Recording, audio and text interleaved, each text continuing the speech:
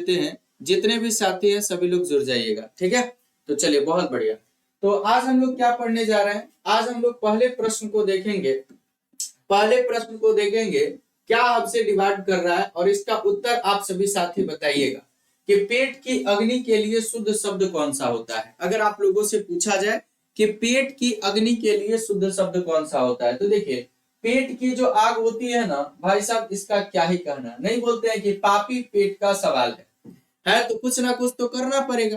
कहने का मतलब क्या है इसका समझिए। दवाग्नि के बारे में बात करते हैं, जठराग्नि के बारे में बात करें, बर्वाग्नि के बारे में बात करें या मंदाग्नि के बारे में बात किया जाए, कौन सा सही होगा। तो आप सभी लोग जानते हैं ना ए होगा, ना बी होगा और ना डी होगा। होगा तो कौन होगा, ऑप्शन नंबर सी के बारे में बात करते हैं, जो कि बिल्कुल परफेक्ट आंसर के तौर पे आपको देखने को मिलेगा। चलिए भाई साहब अगले पॉइंट के तरफ चलते हैं। क्वेश्चन नंबर 2 आपके सामने है। जिसका जन्म कन्या के गर्भ से हुआ हो उसे क्या कहा जाता है।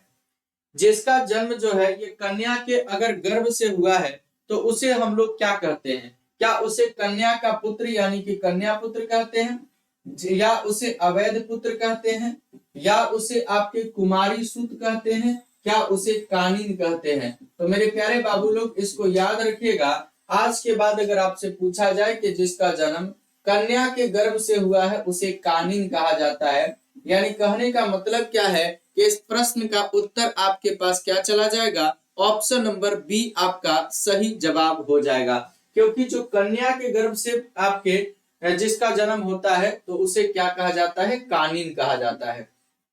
चले भाई साहब अगले क्वेश्चन की तरफ बढ़ते हैं। बहुत ही प्यारा सा प्रश्न आपके सामने आएगा।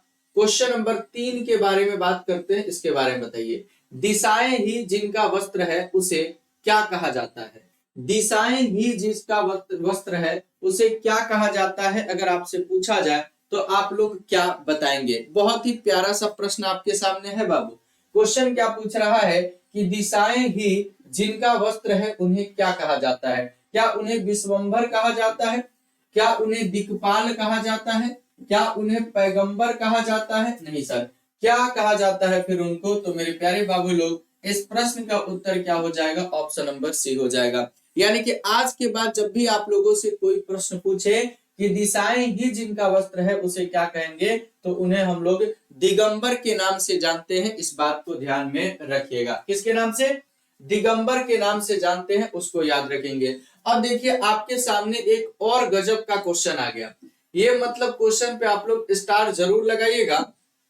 इस प्रश्न पे आप लोग स्टार जरूर लगाइएगा। ये प्रश्न आपके एग्जाम में रिपीट कर सकता है। क्वेश्चन क्या पूछ रहा है कि हवन में जलाने वाली लकड़ी के बारे में बात करते हैं के लिए शुद्ध शब्द क्या है। जो हम लोग हवन करते हैं उस हवन सामग्री में आप लोग देखते हैं क्या बहुत सारे मतलब प्रकार के क्या चीजों का यूज किया जाता है, लेकिन हवन में जलाने वाली जो लकड़ी होती है उसे हम लोग क्या कहते हैं। क्या हवन सामग्री कहते हैं, क्या शुष्क काष्ठ कहते हैं, क्या वन काष्ठ कहते हैं, नहीं सर, इसे क्या कहा जाता है, तो इसको समीधा के नाम से जाना जाता है। किसके नाम से बाबू, समीधा के नाम से जाना जाता है। इसको आप लोग याद रखेगा।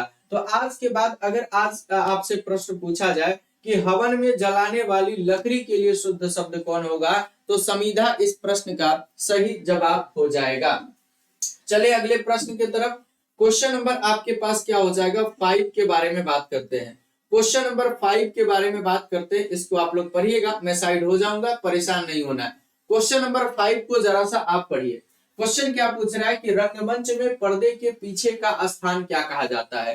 तो देखिए बहुत ही प्यारा सा प्रश्न है और ये भी मजेदार है। इसको बीबीआई करके आप याद रखिएगा कि रंगमंच में पर्दे के पीछे का जो स्थान है उसे क्या पृष्ठभूमि कहा जाता है, क्या उसे मंच पृष्ठ कहा जाता है, क्या उसे नेपथ्य कहा जाता है, क्या उसे गुह्य मंच के बारे में बात करें तो बोलेंगे देखो सर सही मायने में देखा जाए तो रंगमंच के पर्दे के पीछे का जो स्थान है ना उसे हम लोग नेपथ्य के नाम से जानते हैं, जो कि आप सभी के सभी साथियों को पता जरूर होगा। ठीक है भाई, तो रंगमंच के पर्दे के पीछे का स्थान क्या कहा जाता है, तो उसे हम लोग नेपथ्य कहते हैं। इस बात को ध्यान दीजिएगा। चले भाई साहब क्वेश्चन नंबर 6 के बारे में बात करते हैं।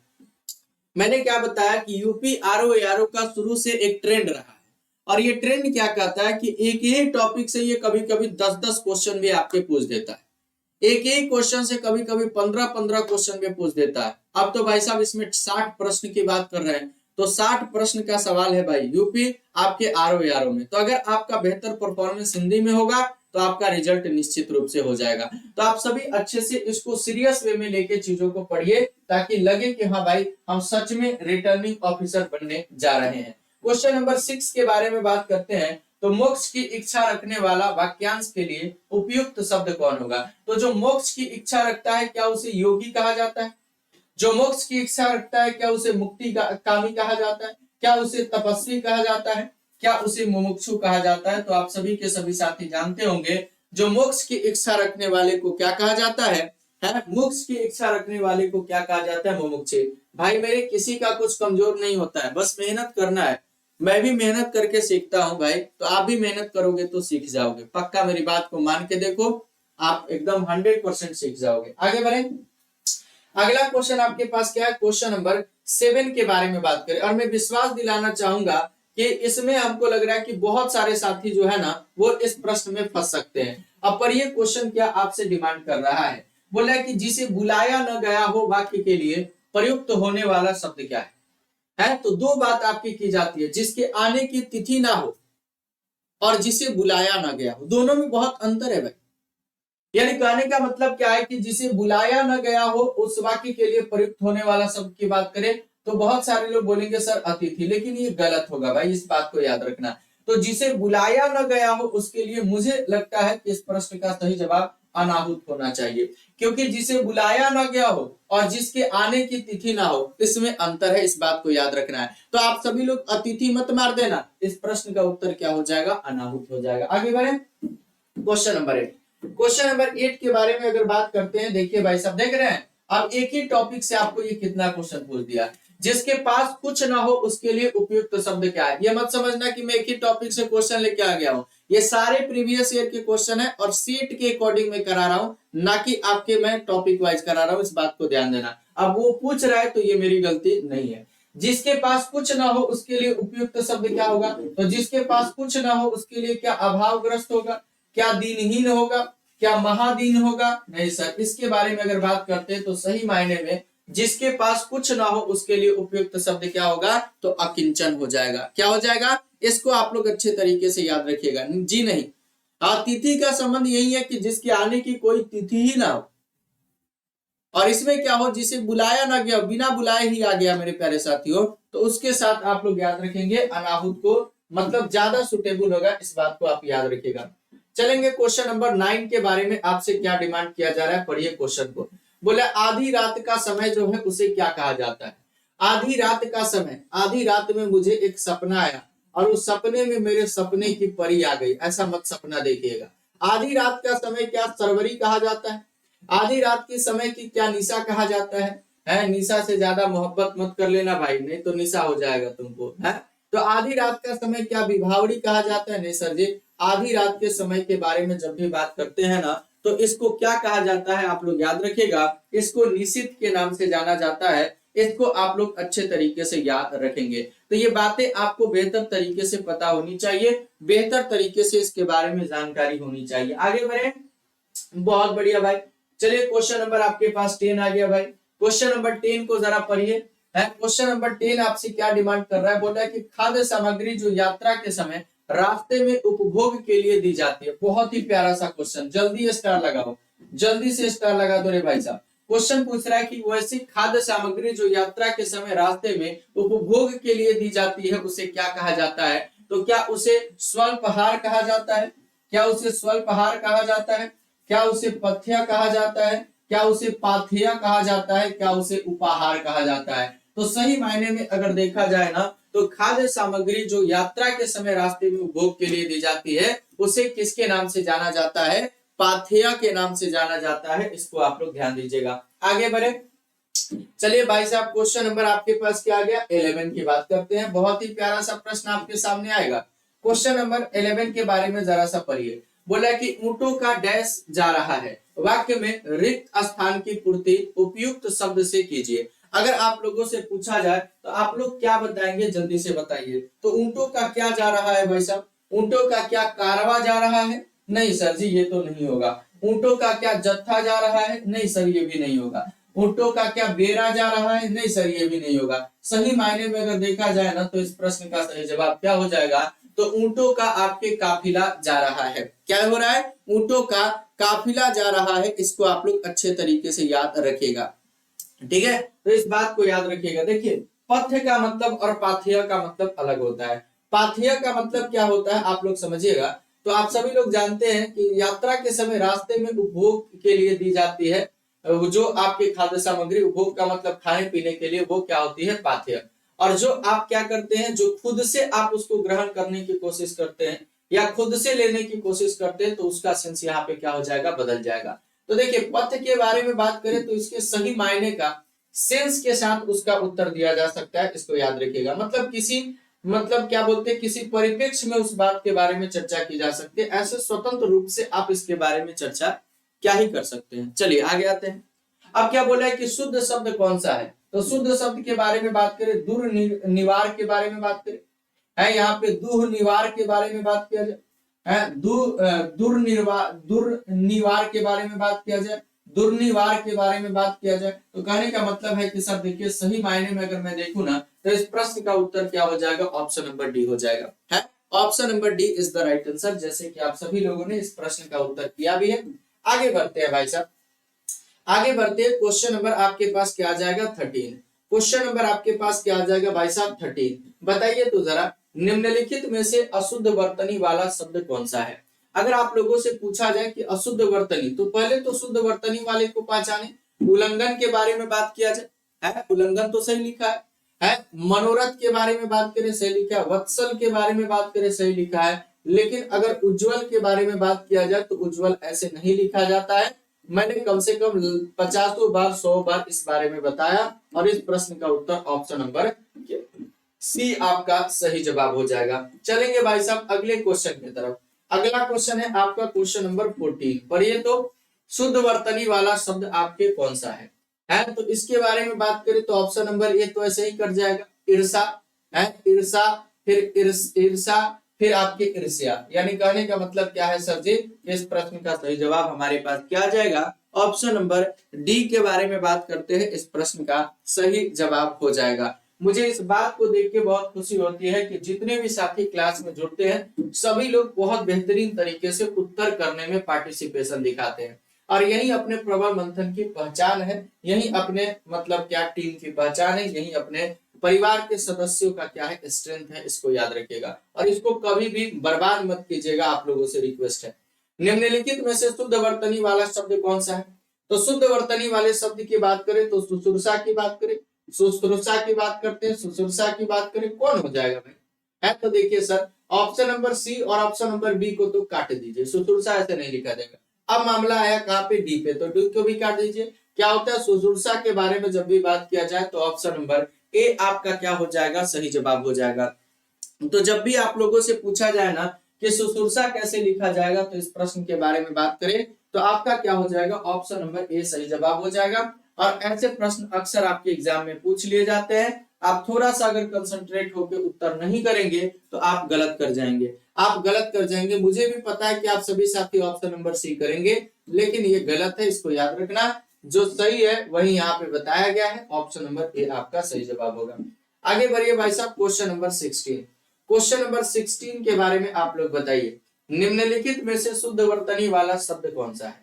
तो देखिए शुद्ध वर्तनी वाले शब्द के बारे में अगर हम पता करने जाएं तो कवित्री कैसे लिखा जाता है, तो कवियत्री नहीं होता है, कवित्री नहीं होता है कवियत्री नहीं होता है, कवियत्री होता है। यानी कहने का मतलब क्या है सर, फिर से अगर देखा जाए तो इस प्रश्न का उत्तर क्या हो जाएगा, ऑप्शन नंबर ए आपका सही जवाब हो जाएगा। तो कवियत्री होता है और ये कवि से संबंध है, इसको आप लोग याद रखेंगे। अगले क्वेश्चन की तरफ आपको ले चलता हूं।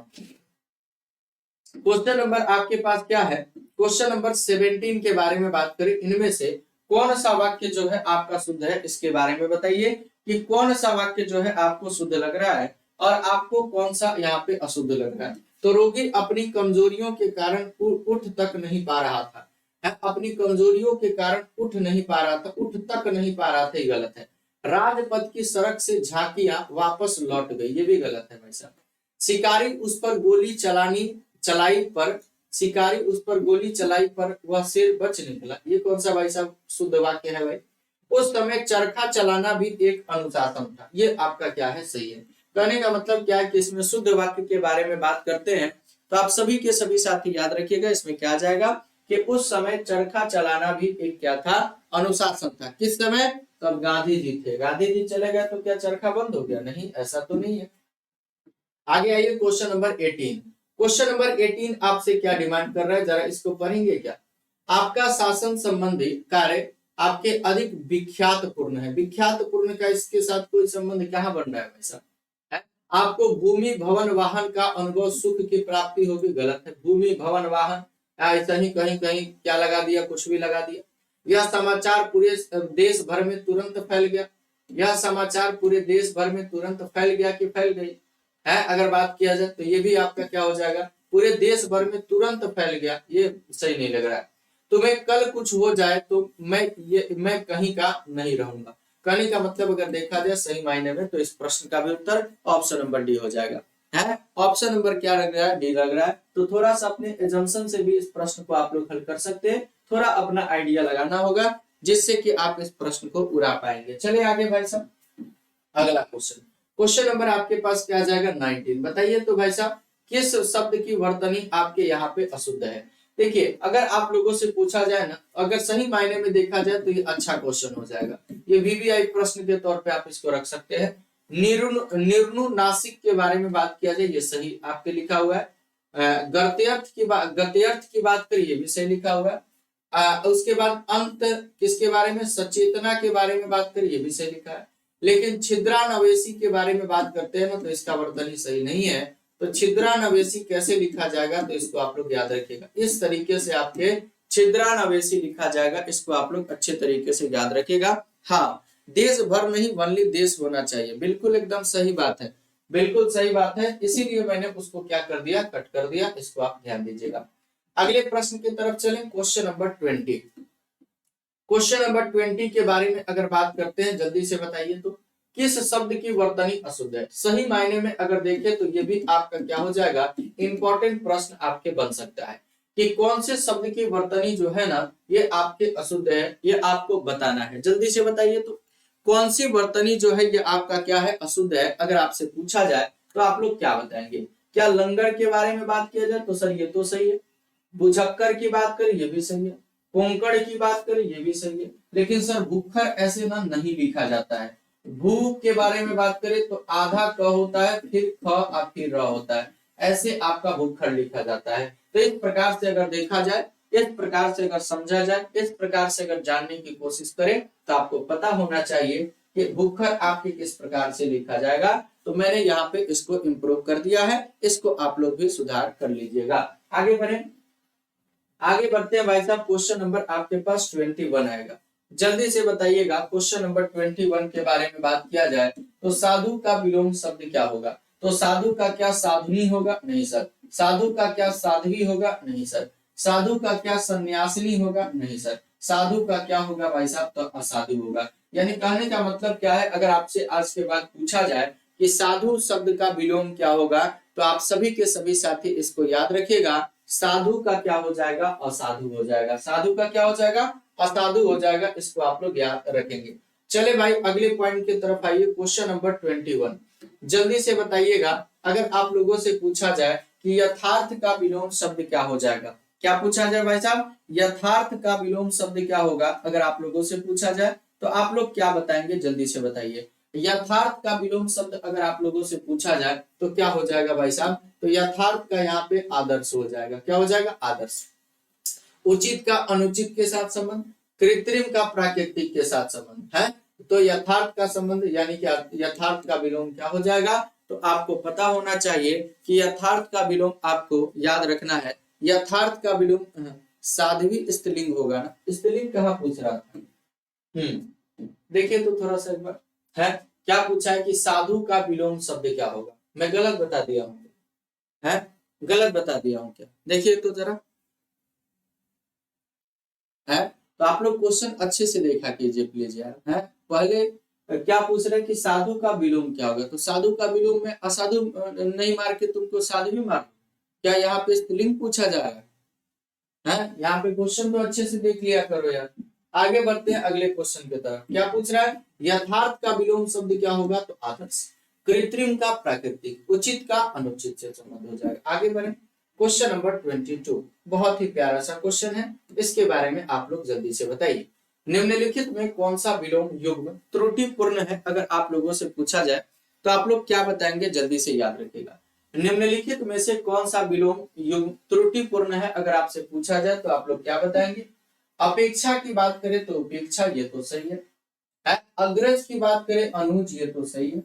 आदान की बात करें प्रदान, ये तो सही है। उन्नत की बात करें तो यहाँ पे अवगत लिखा है, ये आपके अवगत नहीं बल्कि अवनत हो जाएगा। उन्नत के बारे में बात करें तो अवनत होगा। इस तरीके से अगर देखा जाए तो सही मायने में इस प्रश्न का सही जवाब ऑप्शन नंबर सी हो जाएगा। है इसको आप लोग अच्छे तरीके से याद रखिएगा, इसको आप लोग बेहतरीन तरीके से याद रखिएगा। हाँ इसको आप लोग अच्छे तरीके से याद रखिएगा। अगले पॉइंट की तरफ बढ़े। अगला पॉइंट देखिए, अगला क्वेश्चन आपके पास 23 नंबर। 23 आपसे क्या डिमांड कर रहा है, जरा पढ़ेंगे कि विग्रह का विलोम क्या होगा। तो देखिए विग्रह का विलोम क्या होगा, अगर आपसे पूछा जाए तो आप लोग याद रखिएगा कि विग्रह का विलोम शब्द जो होगा, विग्रह का विलोम जो शब्द होगा, ये आप लोगों को अच्छे तरीके से याद रखिएगा। हाँ इसको आप लोग अच्छे तरीके से याद रखेंगे कि विग्रह का विलोम शब्द क्या होगा, संधि इज द राइट आंसर। अगला क्वेश्चन देखिए भाई, क्वेश्चन नंबर आपके पास क्या जाएगा 24। बताइएगा कि बाघ और बकरी एक घाट पानी पीती है, इसके बारे में बात किया जाए, इस वाक्य का शुद्ध रूप क्या होगा। तो बाघ और बकरी एक घाट पर पानी पीती है, गया। बाघ और बकरी एक घाट पर पानी पीते हैं, ये सही है। यानी कहने का मतलब ये भी गलत और ये भी गलत ही होगा। यानी इस तरीके से देखा जाए तो बाघ और बकरी एक घाट पर पानी पीते हैं, नॉट पीती है। ठीक है, अगला क्वेश्चन देखिए भाई, क्वेश्चन नंबर आपके पास क्या आ जाएगा 25। क्वेश्चन नंबर आपके पास क्या आ जाएगा 25। नीचे दिए गए वाक्यों में कौन सा वाक्य आपके त्रुटिहीन है। अगर आप लोगों से पूछा जाए कि इनमें कौन सा वाक्य जो है वो आपके त्रुटिहीन है, तो आप क्या बताएंगे।